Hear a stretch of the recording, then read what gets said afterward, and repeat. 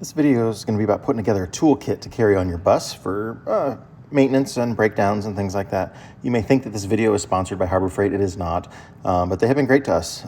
We've been using Harbor Freight tools since we're on the road, and the reason we recommend them is there's so many stores across the country, it's easy to replace their tools, and they're affordable. But not everything that's in this video is from Harbor Freight. If there's any tools that we didn't think of or that you carry and you'd like to mention, please add it in the comments of the video. It might help somebody out. Got all these big jumbo tools. Yep. Smaller ones in first and then get this big gun right here. That thing's heavy. Lifetime warranted stuff. Easy to exchange. It's several hundred pounds of tools. So here's some of our tool purchases from Harbor Freight. This is for the bus mechanic kit. This 301 piece Pittsburgh set, that's the first set that I started traveling when I started becoming a traveling mechanic, was carrying that. And 90% of the tools that you need to work on a bus are in that kit right there. So that's like a #1 thing. That is SAE and metric. I did for traveling because it's so heavy. I originally took out all my metric tools because I didn't need them. But if you're pulling a toad that has metric things, you're going to need those metric tools at some point. So keep all that stuff together. But it's got all the 1/4 inch drive, 3/8 inch drive, and 1/2 inch drive, ratchets, sockets, all that stuff, deep well, shallow, everything. It's a great set. It's got some screwdrivers in it and some kind of cheap wrenches and stuff, but it's all lifetime warranted, and any Harbor Freight you can go to and exchange any of that stuff if you happen to break it. The first large size here, we've got these 3/4 inch drive, a 20-piece socket set. So there's a lot of large stuff on here that doesn't quite go up to, so you need a little bit bigger, and that set covers most of it. And then the common wrenches and stuff that we use, where we go up to, these are up to 2 inches in that set there, and then this set right here goes the 2 1/8 to 2 1/2. It's a great set, all SAE at this point. We got that torque adapter there so you can set the torque on the wheels. It's 3/4 inch drive, and it'll do up to 750 foot-pounds, I think is what it is. 700, 750, something like that. So I use that. We calibrated it with our snap-on. That was just calibrated. It was right on the money. And then we got a 3/4 inch breaker bar for that as well. And then we got the adapter set, so you can use his impact gun with everything. And then we got him that Hercules. This is the Ultra Torque brushless one that they have. It was on sale for like $179, I think. I think so, I yeah. think that's what it was. It's normally $199. And then they had a special going on the batteries too. We bought 2, you got say $50 or something like that. It was a good deal, $40. And then a charger for it. So that thing's up to 1,400 foot-pounds. It's amazing. And then we got the other good wrench set here that goes up to, I think it goes to 1.25 inches. Yeah, 1.25 inches on down. So a lot of SAE wrenches there, just to fill in for the bigger stuff. And then we also bought a couple of hammers and a dead blow, which we accidentally left at Harbor Freight, so we got to go pick them back up. But yeah, that's a good. It's got the oversized tools that you're going to need. That impact gun comes in real handy.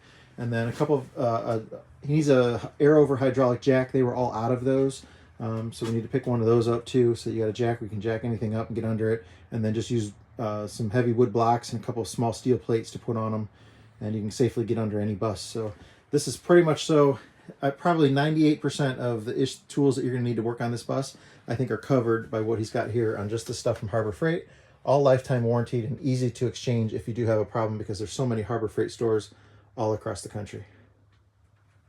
But that 301 piece tool set, that is going to be the go-to set on that. I will put some links in the description of things like this, but this is one thing that Harbor Freight doesn't carry. It's a torque multiplier. It's great for taking off wheels, especially ones that are seized on there.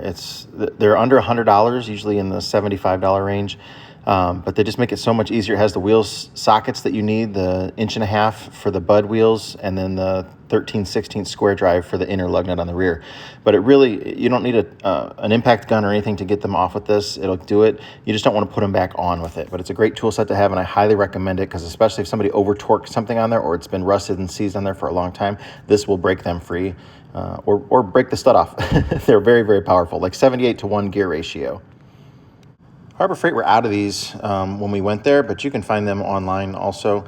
Other brands. It's an air over hydraulic jack, 20 tons. If they're back in stock, I recommend it from there because you can exchange it easily.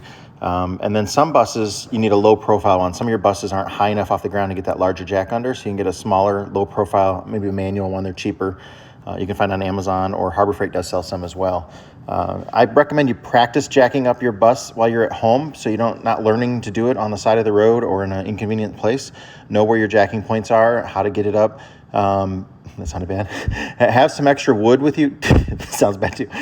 Wood blocking to sometimes you can pull the bus up on a couple boards and then the jack will fit under there. But if it's broke down and you can't pull it up onto the boards, then you need that low profile jack. And then you need to also have blocking for sure. Never go under a bus with airbags unless the body is supported, and never go under a bus when it's only up on the hydraulic part of the jack, because if the seal blows out on the jack and the jack comes down, you're going to get squished. That's why you want to have some large railroad ties or something that go underneath the body of the bus so it can't come down and squish you. Very, very important. A small portable air compressor comes in really handy, especially for powering those air over hydraulic jacks, but filling tires, or if your air compressor goes out on your bus and you need to get it off the road, release your brakes with it, it really does come in handy. And for the emergency issues, we recommend something like this. Harbor Freight sells this little wire spool with all these different sizes of wire and different lengths. Comes in very handy, plus assortments of connectors and things like that. You're gonna have electrical issues. It's just gonna happen. Electrical tape, it comes in handy to have that. Various size zip ties that you're going to need and use, from great big ones to small ones. These are all things that are going to get you off the road or get you home from your trip. Of course, duct tape or Gorilla tape. You can, find this stuff anywhere, Amazon, that kind of stuff too. And then a couple, 2-part epoxy, JB Weld, that type of stuff really will help you and save your butt. I've fixed an oil leak in a pressure line. A copper line had burst and was able to use JB Weld on it and got home safely from that trip. Well, David's learning on his bus one important lesson. He had a breakdown on his way home from here. The first thing that he did was he ran it out of fuel. That's something I never recommend you do. His fuel gauge was not working correctly. He still had a quarter tank showing on the gauge. Never trust your fuel gauge in a bus, ever. Go 500 miles and you're never going to run out of fuel. Fill it up 500 miles and never trust that gauge. And you should not ever have an issue with that. But we didn't talk about what to do when he ran out of fuel. So this inexpensive pump from Harbor Freight where you can prime the system. You got to carry like 10 gallons of diesel with you in case that does happen. At least carry 5 gallons in case you ever lose prime, if you got to change your filters and stuff like that. And then you can use this little hand pump to reprime it. It'll save you a lot of headaches on the road. Well, we literally have thousands of tools here in the shop, but we can't take everything with us. So what we put together here in this video is a good idea of things that you can have that for the most part are going to get you going, get you back going, not have to have you towed home. It really comes in handy, but you can't take everything with you. So you really got to pick and choose what you got. Everything adds weight and stuff like that too. So this was just a video to help give you an idea of what things you can do and how to do it affordably. Keep your nice tools at home and travel with some tools in the bus that aren't quite so expensive.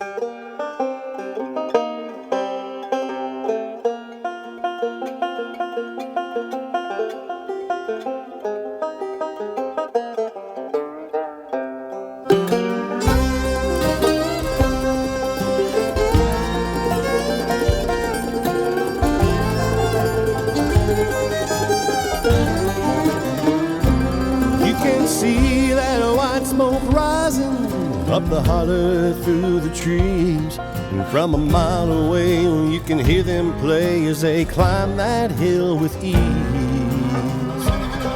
But at the top of that mountain there's a new life waiting for those who can make the run. If they can make it to the top, God will put them in the shop till their new life has begun.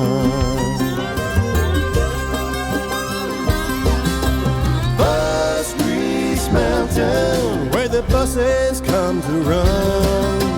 Bus Grease Mountain, we're gonna get that big job done.